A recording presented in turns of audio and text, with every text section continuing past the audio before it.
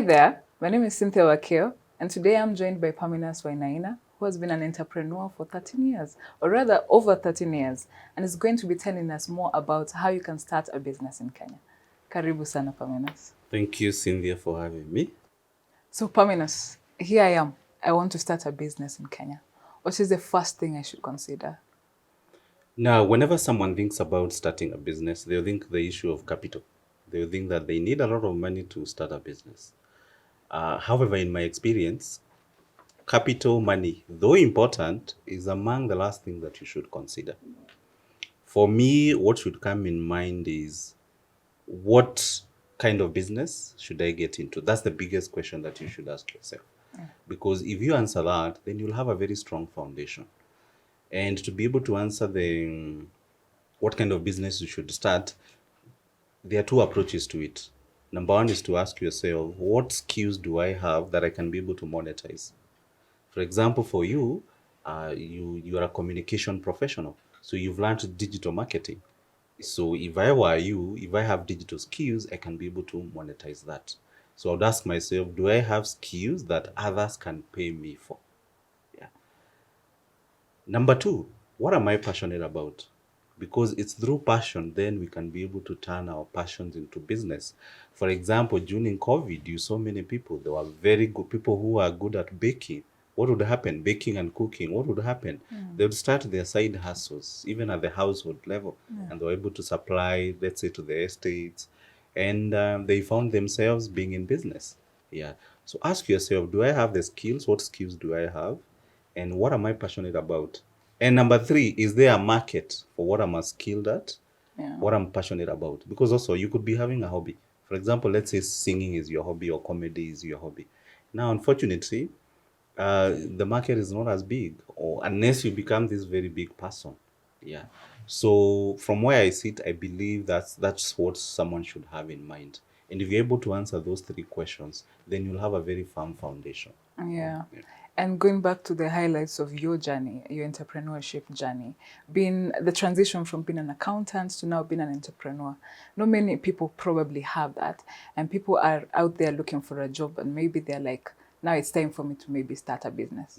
Now, how do you go about that? You don't have a job, but you want to start.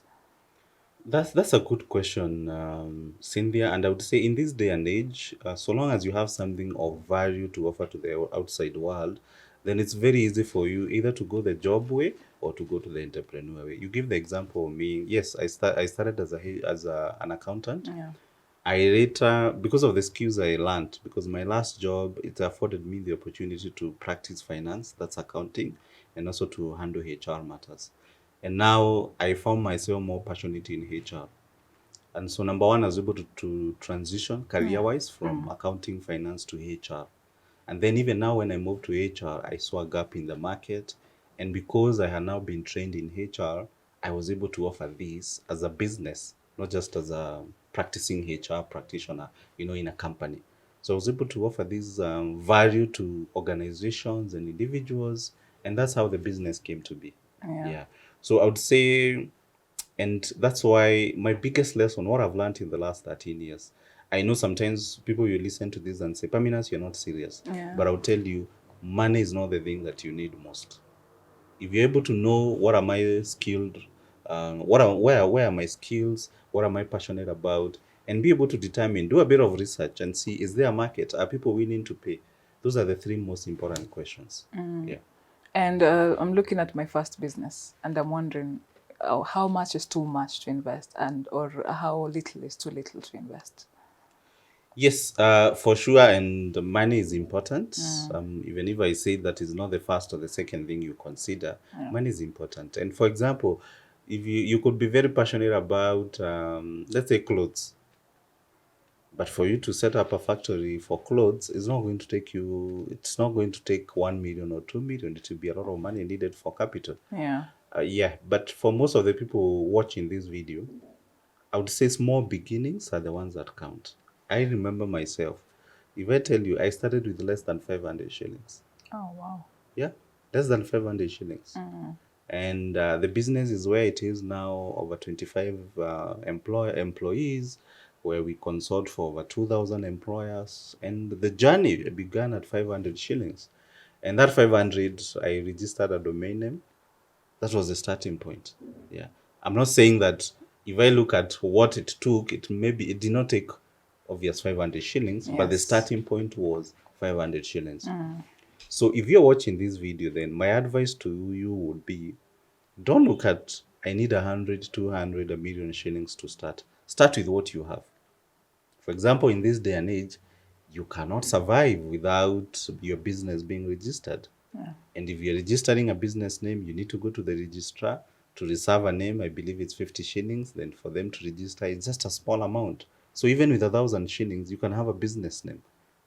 And when you have a business name, then you can maybe go to a website or you go rent somewhere for a day or something like that. So it's more beginnings. And most people, they focus so much on the big things. You know, like you hear Safaricom, they make billions, 250 billion.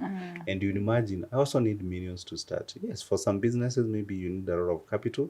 But even for those businesses, they started at one step at a time. Yeah. And then you grow with time. Because even if I can give the example, I remember starting with one staff. I think she was being paid 200 shillings every day she turned up in the office. Yeah. And my salary that time, my first salary was not more than 20 shillings, 20,000 shillings. Yeah. That's the reality. Yeah. But you started. Good. That's the key thing, starting. Yeah. Yeah. All right. Okay, that's interesting. Value, skill, and passion, and having a market. Very important. Very, especially the last part, the market also. Yeah. You could be singing around all over town and people are just entertained. They look at you singing, and they don't want to pay. They will not pay. Yeah. So ask yourself, if you want to make a living out of this, is it a hobby? I'm not saying you can't have hobbies, but there's a difference between the difference between a hobby and a business is, for business, people are willing to pay. Yeah. For hobby, it's for enjoyment. All right. So the must-haves of starting a business, besides the license, let's go to the nitty-gritties. So that's a good question, Cynthia. So there are a few things you need to consider when you're starting the business. Number one, apart from you getting to know what business are you getting into, you need to put your house in order. So you need to have the business registered, and here you can either register the business as a company or as a sole proprietor. So if it's sole proprietor, you just need the business name. Then open bank accounts, because you don't want to do things the Kienyeji way. Open a bank account, get the PIN, be compliant in terms of taxes. Yeah. At the starting point, that's what you need, because in terms of premises, it depends on the kind of business. In terms of licenses, again, it depends on the kind of business you're starting. To start a restaurant, you need different licenses. Yeah. From you being a trader, from you opening a consultancy or service business, as I have done myself. But the bare minimum they'll ask you is, where is your PIN? Is the company registered? Where is the memorandum? Where is the articles of association? Are you operating as a sole proprietor? Are you operating as a company? Yeah. So apart from when you've settled down and you've decided now that you're in business, then put your house in order by making sure all the legal aspects are taken care of. And they're very simple. For example, if it's a company registration, a decent lawyer in this town, they'll charge you between 25,000, a minimum of 25,000, and they'll do everything for you. And there's some services you can maybe even access on eCitizen, I think. Yes, government has made it very easy, especially if it's for registering business. But I would still recommend you use experts, Yeah. so that you don't make mistakes. And remember, for example, now I'll give you an example. There's something in the company we call memorandum of association, Yeah. and that's what defines what the company will be engaged in. So if you come and it's not well written, you can't engage in that business. Yeah. So you have to be very careful. That's where the lawyer come in. Yeah. It's good to know how you to operate. You can go to eCitizen, do apply and all that, but get also expert advice. Yeah. So you've been an entrepreneur for all those years, and you continuing to be, doing business. There are mistakes you did here and there, and I guess that's why you're here to help us avoid these mistakes. What's your advice? I think the mistake in terms of starting out is not being very intentional. And by intentional, I mean, there's all this excitement, you're an entrepreneur, I think I would be a bit far if I had put my house in order at the beginning. And this one, whether it's simple things like record keeping, whether it's simple things like putting marketing system in place, these are things that we ignore, but they come to affect us.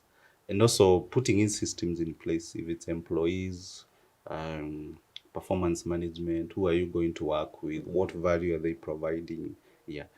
But I would say at the beginning, I don't know, maybe it's because of my finance also, training. I was very keen on making sure we are registered, we are compliant. So I didn't face a problem there.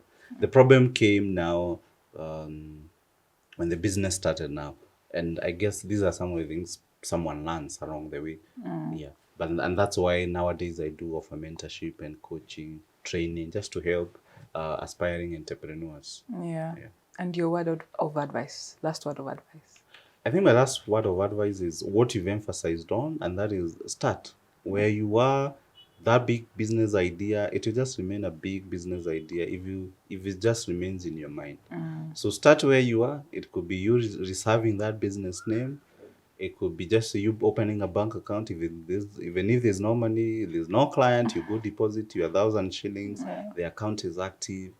Let me tell you, Cynthia, what happens is now, I don't know, when you start moving, there's something that happens to your mind. And It opens up. It opens up and forces you to get to that next level. Because like now when you go open a bank account, you deposit that 1,000 bob. The bank takes its fee 300 shillings every month. Within 3 months, they'll be asking for more. Yeah. So somehow it will force you to think, oh, how can I get a client on board? How can I make this account active? So starting. Sometimes it's the easiest or the hardest. Yeah. So I would say, but if you start, the journey becomes more easier. Yeah. Yeah. So value, passion, Value, market. passion, market. Those are the things to consider. And Don't think start. about money. Yeah. Don't think about you need millions. All companies have small beginnings. Yeah. And anyone telling you need millions, they are lying to you. Yeah. It's that 500 bob in your pocket. It's that 20,000 in your savings account. It's that 100,000 you can get from the circle if you're able to. But even if they don't come through, you can start. You see, also what we forget is that with also small beginnings, there's patience and there's advantage of you learning along the way. Yes. So if you start right now, maybe you only have 10,000 shillings. You start small, you make mistakes, you not lose a lot of money, and you'll be learning and perfecting along the way. All right. I think we will have to rate your check after this. Yes, please do. Yes. Thank you so much for your time. Thank you too. All right. Thank you so much for watching this video. For more tips on how to start a business in Kenya, please subscribe. Thank you so much and see you next time.